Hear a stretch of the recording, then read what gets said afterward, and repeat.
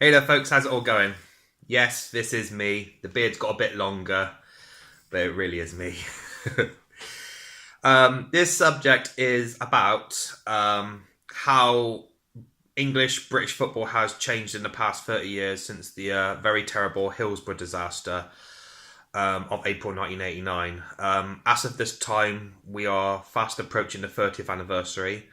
Um, I happened to be at Anfield Stadium, Liverpool, because I'm a Liverpool supporter myself, at the 20th anniversary when the changes to getting justice and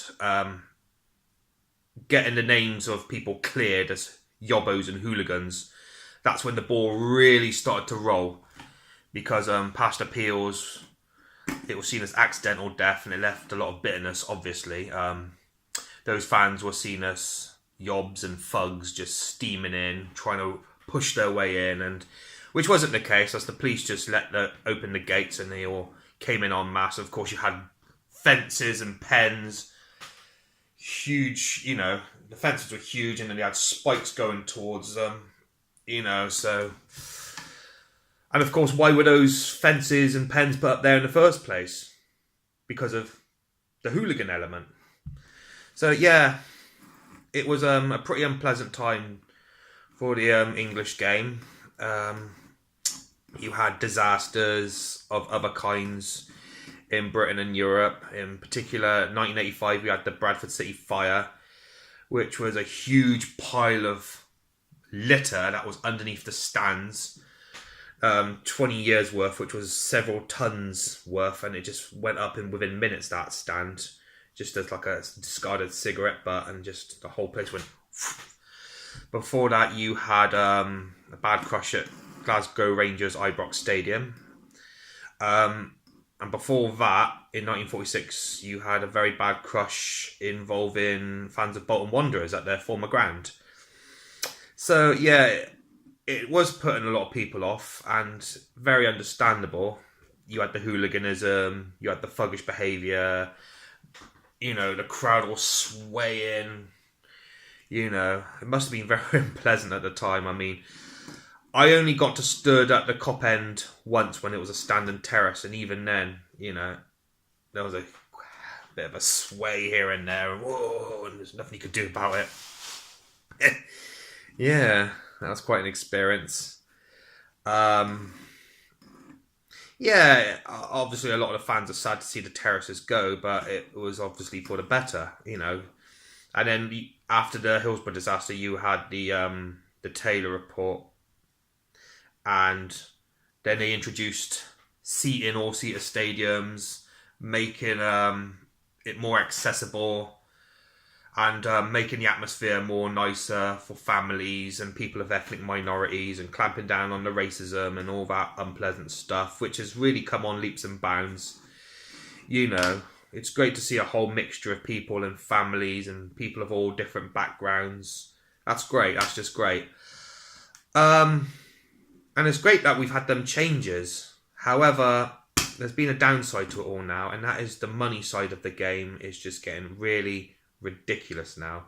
The price of tickets, the price of merchandise, and football shirts in particular, which seem to change so often. And the peer pressure on parents to get their kids the new kits and the new sweatshirts and the new jackets and everything, and all the anything they sell anything now that has a club crest on it, and yeah, it must put a lot of parents under a lot of huge pressure. And then I can't help but think, well, why do these football shirts have to be so expensive? They make them en masse in the millions. I mean, you can go to the most remotest parts of Africa and Asia and you'll see kids wearing these football shirts. And alright, they might have been hand-me-downs, but just saying, for example, I don't think you can go really anywhere in the world with the exception of Antarctica, without seeing an English football shirt somewhere where there's people inhabiting, where there is people about anywhere on the face of this globe. Yeah, like I said, the transfer fees, the players' wages is astronomically high. It's just crazy. And you think the likes of Bobby Charlton, Jack Charlton, Albert Finney, Jeff Hurst, when they started out in their careers, they were probably working in the mills and the factories and the shops and the offices among the supporters themselves. And just to think how it's gone totally doolally with the money. And it's sort of killing off a lot of the atmosphere because a lot of the real genuine fans are being priced out. That's very sad indeed. It's killing off the atmosphere. And then you get in people that are just rich people that are just turning up for the fun of it and then leaving with 10, 15 minutes to go. And it shouldn't be like that at all.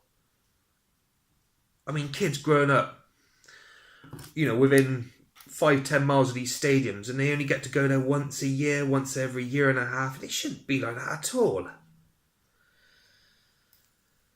It's very sad, and this needs to change, and the money side of it's just gone so doolally. I know we've had this argument for about nigh on 10, 15 years now, but something really, really needs to be done about it. I mean, the fans will always be the lifeblood of the game, not your Russian oligarchs and your American oil tycoons. The backbone of every club will always be the fans, the genuine fans. And that's how it should always be. And they deserve better. They don't deserve to be ripped off constantly.